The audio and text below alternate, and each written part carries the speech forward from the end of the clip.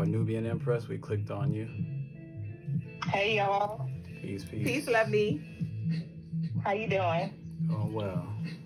What can we do for you today?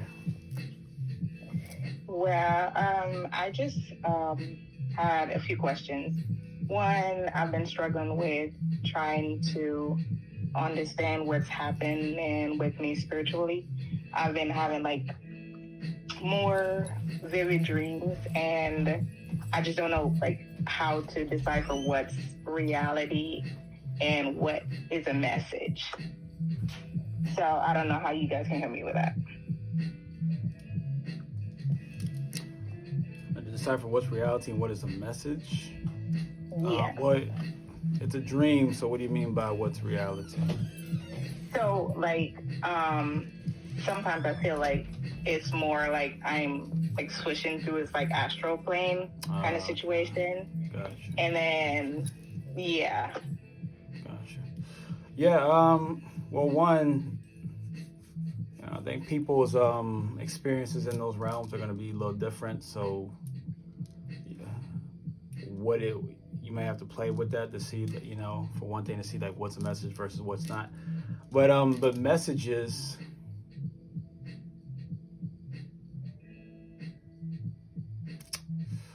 Well, like you can usually tell when you're going through an astral plane, the more that you when you're like aware of what's happening.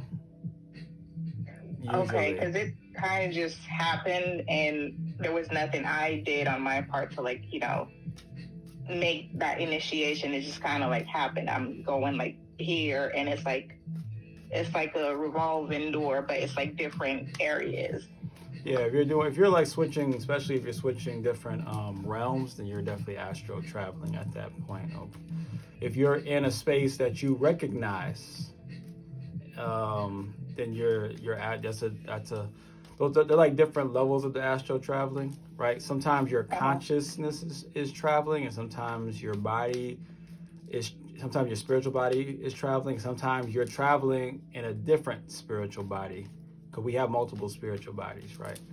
So it sounds like you're probably not astral traveling in this body that's attached to this body, but you're in one of your other spiritual bodies. So your consciousness went into another spiritual body and is traveling using that one, right? Okay. But usually you can if you can feel some things, if you can feel like the vibration of things, if you have some sense of sensation, then that's a good sign that that is a sign that you're astral traveling on some level. If you can't feel anything, then more likely you're in a dream state or a dream world, right? So then in that case,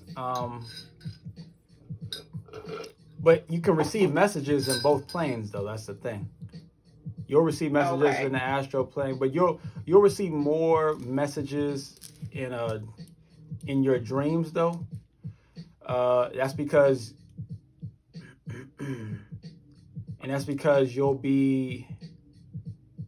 because entities will come into that because a dream is your own construction. That's your own spiritual realm that you've created, right? Right. And then entities will come in and to give you messages, right? Okay. But sometimes those messages are from entities telling you, hey, pay attention to this, pay attention to that. Sometimes it's just you trying to tell you about certain things that's going on, right? But as far as like knowing whether it's an astral travel versus a dream, which just means they're both kind of forms of astral traveling anyway. But the dream is just you just created your own realm, and you're inside that one.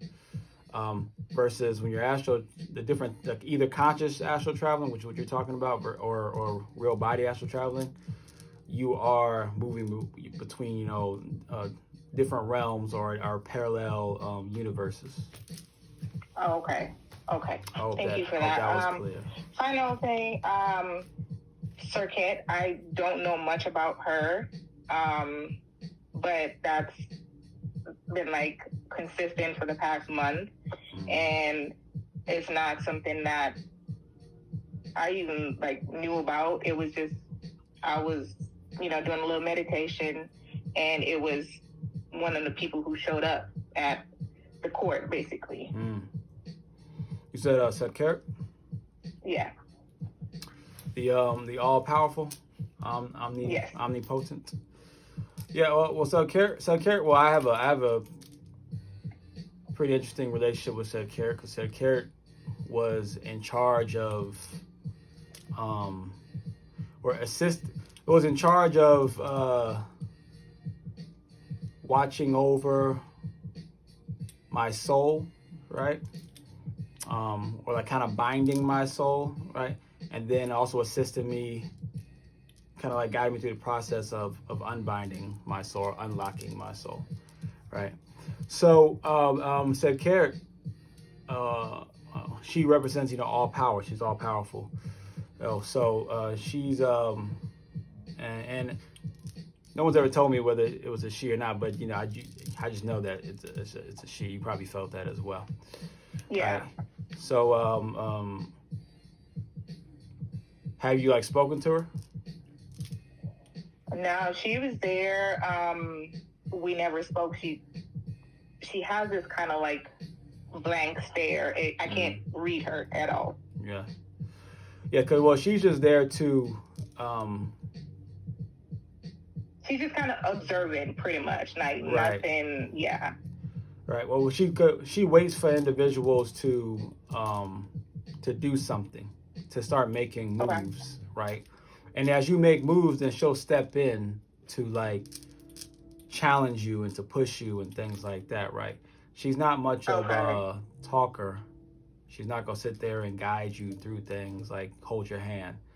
But if you see her, though, the fact that you see her means that you have unlocked some things. You have activated some things. Okay. Enough to grab her attention to where she's like, okay, now she's waiting to see what are you going to do. Oh, okay. So what she's waiting for you to do is actually to now open the door into yourself, to reach into deeper parts of yourself. Maybe it's your soul, maybe it's your dark half or something like that. But she's waiting for you to tap in. Most likely it's your soul. She's waiting for you to tap in and unlock that door to get in contact with your soul, because that's where your true power lies, is in your soul. That's where all your power is. We are just projections of our souls. So to get in touch with your omnipresence, or omnipotence, I should say, your omnipotent power, you give a tap into the soul. So she's saying, basically, without saying, that you're very close to that, and now she's waiting for you to open that door. Okay. All right. Thank you guys so much. I don't know how to get off of this. We got you. Could remove me. All righty. Thank you, love. Enjoy the rest of your night. You too.